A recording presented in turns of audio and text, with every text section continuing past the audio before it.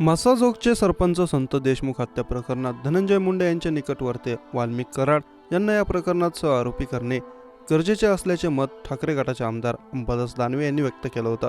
जर पोलिसांनी तसं न केल्यास येत्या अधिवेशनात हा विषय मांडणार असल्याचं दानवे यांनी सांगितलं। अंबादास दानवे यांनी म्हसाजोग येथे देशमुख कुटुंबियांची सांत्वनपर भेट घेतली होती।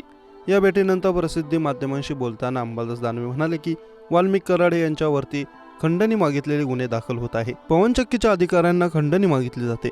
इथले पोलीस काय करतात? वाल्मिक कराड यांना सहआरोपी करून तात्काळ अटक करा अशी मागणी अंबादास दानवे यांनी पोलिसांकडे केली। मयत सरपंच संतोष देशमुख यांची निर्घृणपणे हत्या केली जाते, तरीही 3 तास FIR घेतली जात नाही किंवा 3 तास आधीच पोलिसांना संतोष देशमुख यांच्या अपहरणाची माहिती होती। पोलीस फक्त बघ्याची भूमिका घेतात असा आरोप करत अंबादास दानवे यांनी या प्रकरणात जे पोलीस अधिकारी दोषी असतील त्यांना सहआरोपी करून या घटनेचा तपास वरिष्ठ पोलिसांकडे द्यावा अशी मागणी दानवे यांनी केली आहे। निवडणुकांमध्ये उमेदवाराला हाणलं जातं, मारलं जातं, पोलीस फक्त बघ्याची भूमिका घेतात।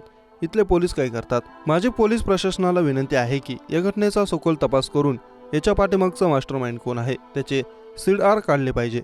तसेच येणाऱ्या अधिवेशनामध्ये मी हा मुद्दा उपस्थित करणार असून या प्रकरणात पोलिसांनी योग्य तो तपास नाही केला तर यामधील एकाही व्यक्तीला जर दोषी असेल तर सुट्टी देणार नाही असं अंबादास दानवे यांनी सांगितलं आहे।